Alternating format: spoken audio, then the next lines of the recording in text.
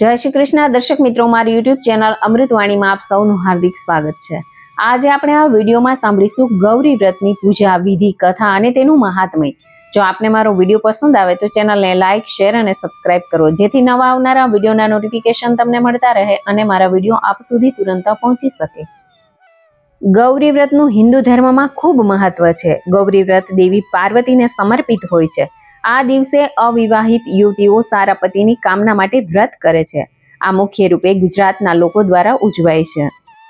ગૌરી વ્રત કરવાની વિધિ: અષાઢ સુદ પાંચમે વાંસની ટોપલીમાં છાણિયું ખાતર નાખી તેમાં ડાંગર, ઘઉં, જવ, તુવેર, જાર, ચોખા અને તલ એમ 7 ધાન વાવીને ઉછેરવા। આ વ્રતમાં ટોપલીમાં ઉગાડેલા જ્વારા અને ગોરમાનું પૂજન કરવાનું હોય છે। આ વ્રતમાં વ્રત કરનાર કન્યાઓ ભેગી થઈને કોઈના ઘરે પણ પૂજા કરી શકે અથવા નજીકના મંદિરે જઈ ત્યાં પૂજારી દ્વારા પણ આ વ્રતની પૂજા કરી શકાય છે। વ્રતના દિવસોમાં સવારે વહેલા ઉઠી સ્નાન કરી સ્વચ્છ વસ્ત્રો પહેરવા। આ દિવસોમાં મન પ્રફુલ્લિત રાખવું, પોતાના માતા પિતા અને વડીલોને પ્રણામ કરવા। ઘરના મંદિરમાં પાટલા ઉપર કાપડ પાથરી તેના પર માં પાર્વતીનો ફોટો મૂકી તેની સમક્ષ જ્વારા રાખવા અને તે પાટલા ઉપર માતાજીને ઘીનો દીવો અને અગરબત્તી કરવા। પછી પંચામૃત ચડાવી ગૌરીમાનું પૂજન કરવું। તેમને અબીલ, ગુલાલ, ચોખા, ફૂલ અને રૂના નાગલા ચડાવવા। રૂના નાગલા રોજ નવા બનાવીને માને ચડાવવા અને પ્રસાદ ધરાવો। પછી સાચા દિલથી ગૌરીમાને ભાવપૂર્વક, શ્રદ્ધાપૂર્વક પગે લાગવું અને માને પ્રાર્થના કરવી કે હે માં, હું તારું જ બાળક છું, તમે કૃપા કરીને મને આશીર્વાદ આપો, મારી મનોકામના પૂર્ણ કરો, મને સુખ, શાંતિ અને સમૃદ્ધિ આપો। માં, મને સદબુદ્ધિ આપો, મારું સદા રક્ષણ કરજો અને તમારા ચરણોમાં રાખજો, મારી શ્રદ્ધા હંમેશા વધારજો। પછી હાથમાં ચોખા ફૂલ લઈને શ્રદ્ધાપૂર્વક ગૌરી વ્રતની વ્રત કથા કોઈના સમક્ષ વાંચવી। પછી હાથમાં રાખેલા ફૂલ ચોખા માને ચડાવી દેવા। ત્યારબાદ માની આરતી કરવી। આ વ્રત કરનારે 5 દિવસ સૂર્ય પૂજન પણ કરવું। સવારે સ્નાનાદિ ક્રિયાઓથી પરવારી સ્વચ્છ વસ્ત્ર ધારણ કરવા। ત્યારબાદ આસન ગ્રહણ કરી ભગવાન સૂર્યનારાયણની છબી કે યંત્ર અથવા મનમાં સૂર્યનારાયણ ભગવાનનું નામ લઈ ધૂપ, દીપ, નૈવેદ્ય, અબીલ, ગુલાલ, કંકુ વગેરે દ્રવ્યોથી પૂજન કરી ભગવાન સૂર્યનારાયણનું ધ્યાન ધરવું। આ વ્રત કુંવારી છોકરીઓએ 5 દિવસ એકટાણું જમવું, મોડું ભોજન એટલે કે મીઠા વગરનું અને મોડું ફળાહાર કરવું। તેરસે જ્વારા અને ગોર માતાની પૂજા કરવી। પૂનમે ગાયની પૂજા કરવી અથવા કોઈ નદીના કિનારે અથવા બ્રાહ્મણના ઘરે પૂજન કરવું। 5મા દિવસે પૂજા વડાવવી, તેમાં 7 કન્યાને નાની બાળાને ભોજન કરાવવું, વ્રતનું પુસ્તક ભેટમાં આપવું। છેલ્લે સૂર્ય પૂજન, ગોર પૂજન કરી પૂજારીને યોગ્ય દાન દક્ષિણા આપવી અને તેમના આશીર્વાદ મેળવવા। પછી ગોરમાને વિદાય આપવી। વ્રતના છેલ્લા દિવસે રાત્રે 12 વાગ્યા સુધી જાગરણ કરવું। છેલ્લા દિવસે રાત્રે જાગરણ કરી માની સ્તુતિ, ભજન અને ગરબા ગાવાના। બીજા દિવસે સવારે નદી, તળાવ કે કૂવાના જળમાં જ્વારાને પધરાવી કુમારિકાઓએ ઉપવાસ છોડવો। ગૌરી વ્રતની કથા: એક સમયે કૌંડિન્ય નામનું નગર હતું। તેમાં વામન નામનો એક બ્રાહ્મણ રહેતો હતો। તેની સર્વગુણ સંપન્ન પત્ની હતી જેનું નામ સત્યા હતું। તેના ઘરમાં કોઈ પણ પ્રકારની ખોટ ન હતી, પણ તેમને કોઈ સંતાન ન હોવાને કારણે આ બ્રાહ્મણ દંપતી ખૂબ જ દુઃખી રહેતું હતું। એવામાં એક દિવસ નારદજી આ બ્રાહ્મણ દંપતીના ઘેર પધાર્યા। બ્રાહ્મણ અને તેની પત્નીએ નારદજીને આવકાર આપ્યો।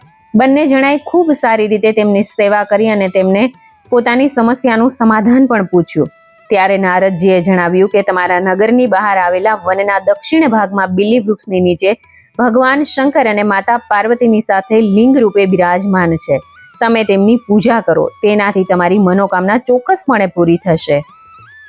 એ પછી તે બ્રાહ્મણ દંપતીએ શિવલિંગ શોધીને તેની સંપૂર્ણ વિધિપૂર્વક પૂજા કરી। તેઓ રોજ શિવલિંગમાં બિરાજમાન શિવ પાર્વતીની શુદ્ધ મને પૂજા કરતા અને પોતાની મનોકામના પૂરી કરવાની પ્રાર્થના કરતા। આ રીતે 5 વર્ષ વીતી ગયા। એવામાં એક દિવસ જ્યારે તે બ્રાહ્મણ શિવલિંગની પૂજા કરવા માટે ફૂલ તોડતો હતો ત્યારે તેને એક સાપે તેના પગમાં ડંખ માર્યો। સાપનું ઝેર શરીરમાં ફેલાતા એ બ્રાહ્મણ વનમાં જ બેભાન થઈ ગયો। બીજી તરફ ઘણું મોડું થઈ ગયું હોવા છતાં પણ બ્રાહ્મણ પાછો ન આવ્યો। આથી તેની પત્નીને ચિંતા થઈ। તે પોતાના પતિને શોધવા નીકળી। પતિને વનમાં બેભાન પડેલો જોઈ ખૂબ વિલાપ કરવા લાગી અને તેણે મનમાં માતા પાર્વતીનું સ્મરણ કર્યું। બ્રાહ્મણીનો કરુણ વિલાપ સાંભળીને વન દેવતા અને માતા પાર્વતી ત્યાં પ્રગટ થયા। તેમણે બ્રાહ્મણના મુખમાં અમૃત નાખ્યું અને બ્રાહ્મણ જાગતો થયો। એ પછી બ્રાહ્મણ દંપતીએ ખૂબ જ ભાવપૂર્વક માતા પાર્વતીની પૂજા કરી. માતા પાર્વતીએ તેમની ભક્તિથી પ્રસન્ન થઈ તેમને એક વરદાન માંગવા કહ્યું. ત્યારે તે દંપતીએ સંતાન પ્રાપ્તિ માટે માંગણી કરી. માતા પાર્વતીએ તેમને જયા પાર્વતી વ્રત, ગૌરી વ્રત કરવા કહ્યું. બ્રાહ્મણ દંપતીએ વિધિપૂર્વક આ વ્રત કર્યું, જેના ફળ સ્વરૂપે તેમને ત્યાં પુત્ર રત્નનો જન્મ થયો. આમ આ વ્રત માત્ર યોગ્ય વરની પ્રાપ્તિ માટે જ નહીં, પરંતુ સુખી દાંપત્યના જીવન માટે પણ કરવામાં આવે છે. ગૌરી વ્રતનો મહિમા. ગૌરી વ્રતને મોડાકત વ્રત તરીકે પણ ઓળખવામાં આવે છે, કારણ કે આ વ્રતમાં અલુણા ઉપવાસ કરવાની પરંપરા છે. એટલે કે આ વ્રતના 5 દિવસ સુધી કન્યાઓ મીઠાવાળું ભોજન ગ્રહણ નથી કરતી. સવિશેષ મહત્વની વાત તો એ છે કે આ વ્રત ગુજરાતમાં જ જોવા મળે છે. ગૌરી વ્રત સામાન્ય રીતે 6 વર્ષથી 14 વર્ષ સુધીની ઉંમરની બાળાઓ કરતી હોય છે. કન્યાઓ બાળપણથી વ્રતનું અને ઉપવાસનું મહત્વ સમજે તે માટે પણ આ વ્રત કરાવવામાં આવે છે. તો પ્રચલિત માન્યતા એવી છે કે આ વ્રતના પ્રભાવથી સમય આવે કુંવારી કન્યાને તેને મનગમતો વરની પ્રાપ્તિ થાય છે.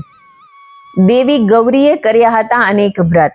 દેવી પાર્વતીનું એક નામ ગૌરી પણ છે. પ્રચલિત કથા અનુસાર દેવી ગૌરીએ શિવજીને પતિ સ્વરૂપે પ્રાપ્ત કરવા માટે અનેક વ્રત અને તપ કર્યા હતા. ગૌરી વ્રત અને જયા પાર્વતી વ્રત પણ તેમાંથી એક મનાય છે. કહેવાય છે કે આ વ્રતના પ્રતાપે જ માતા પાર્વતીએ પોતાની મનોકામના પૂર્ણ કરી હતી. ત્યારથી જ કુમારિકાઓ પણ મનગમતો પતિ પ્રાપ્ત કરવા માટે અને અખંડ સૌભાગ્ય તથા સંતતિ પ્રાપ્તિના શુભ હેતુથી આ વ્રતો કરતી આવી છે. પહેલા સળંગ 5 વર્ષ સુધી ગૌરી વ્રત અને ત્યારબાદ સળંગ 5 વર્ષ સુધી જયા પાર્વતી વ્રત કરવાની પ્રણાલી છે. શાસ્ત્રોમાં તો સળંગ 20 વર્ષ સુધી જયા પાર્વતીનું વ્રત કરવાનું વિધાન છે, જેમાં પ્રથમ 5 વર્ષ જુવાર ખાઈને, બીજા 5 વર્ષ જવ ખાઈને, ત્રીજા 5 વર્ષ ચોખા ખાઈને, છેલ્લા 5 વર્ષ માત્ર મગ ખાઈને વ્રત કરવામાં આવતું. આજે 5 વર્ષ બાદ જ આ વ્રતની ઉજવણી કરવામાં આવે છે. જ્વારા રૂપ માતા પાર્વતીની પૂજા. ગૌરી વ્રતમાં જ્વારાની પૂજાનો સવિશેષ મહિમા છે. વાસ્તવમાં આ જ્વારા એ પાર્વતી સ્વરૂપ જ મનાય છે, સાથે જ સુખ સમૃદ્ધિનું પણ પ્રતીક છે.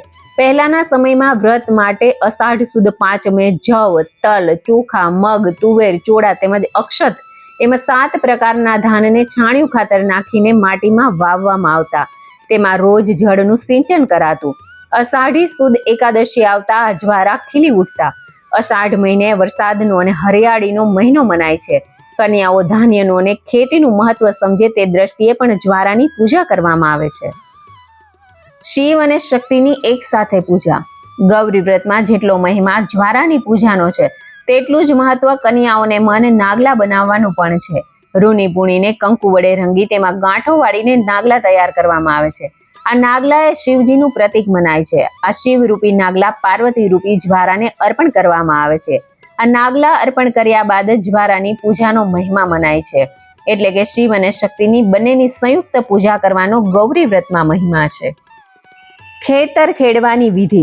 ગૌરી વ્રતમાં જ્વારાની પૂજા કર્યા બાદ નાની નાની બાળાઓ ભેગી થઈ ખેતર ખેડવાની વિધિ કરે છે. જમીનના નાના ભાગમાં ચાસ પાડી તેમાં બીજ રોપે છે. ત્યારબાદ રોજ તેમાં જળનું સિંચન કરે છે અને પછી તેને પાંગરતા જોઈને પ્રસન્ન થાય છે. વાસ્તવમાં આ વિધિ દ્વારા કન્યાઓને એ સમજાવવાનો પ્રયત્ન કરવામાં આવે છે કે વાસ્તવમાં તો જીવન પણ એક ખેતર જ છે, જેમાં જેવું વાવશો તેવું જ પામશો. ગૌરી વ્રતમાં કઈ બાબતોનું ધ્યાન રાખવું. ગૌરી વ્રત એ ખૂબ જ નાની ઉંમરની બાળાઓ કરતી હોય છે, ત્યારે સૌથી વધુ એ વાતનું ધ્યાન રાખવું કે આ 5 દિવસ દરમિયાન ઘરમાં બિલકુલ પણ ક્લેશ ન થાય. જો બાળકીઓથી કોઈ ભૂલ થઈ જાય તો તેના ઉપર ક્રોધ કરવાને બદલે તેને પ્રેમથી સમજાવવી જોઈએ. ઘણીવાર દીકરીઓ ભૂલથી કંઈક ખાવાની વસ્તુ મોંમાં મૂકી દે તો તેને ઠપકારવાને બદલે સમજાવટથી કામ લો. ભગવાન ભાવની શુદ્ધિ જુએ છે અને બાળાઓ નાની ઉંમરે હરખથી વ્રત કરે છે, તે જ સૌથી મોટી વાત છે. 5 દિવસના બંને વ્રતો જ્યારે પૂરા થાય છે ત્યારે 5મા દિવસે જ્વારાનું જળાશયમાં વિસર્જન કરી કુમારિકાઓએ રાત્રિ દરમિયાન જાગરણ કરી શિવ પાર્વતીની ઉપાસના કરે છે. જાગરણ પછીના 6થા દિવસના પારણા કરી વ્રતની પૂર્ણાહુતિ કરે છે. વ્રતનું ઉજવણું. સતત 5 વર્ષ સુધી આ વ્રત ક્રમાનુસાર કર્યા બાદ તેનું ઉજવણું કરવામાં આવે છે.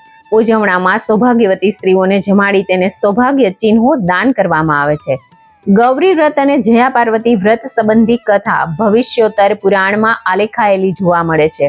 બંને વ્રતોમાં શિવ પાર્વતીની ઉપાસના કરી રૂડો વર, સૌભાગ્ય અને સંતતિ પ્રાપ્તિનો હેતુ રહેલો છે. તો આવો આપણે સૌ વ્રતના અધિષ્ઠાતા શિવ પાર્વતીને પ્રાર્થના કરીએ કે હે પિતા, હે માતા, તમારું નિષ્ઠાપૂર્વક વ્રત કરનાર દીકરીઓને મનોવાંછિત ફળ આપજો. જય શ્રી કૃષ્ણ. જય શિવ પાર્વતી. જો આપને મારો વિડીયો પસંદ આવ્યો હોય તો ફ્રેન્ડ્સ અને ફેમિલીમાં જરૂરથી શેર કરજો.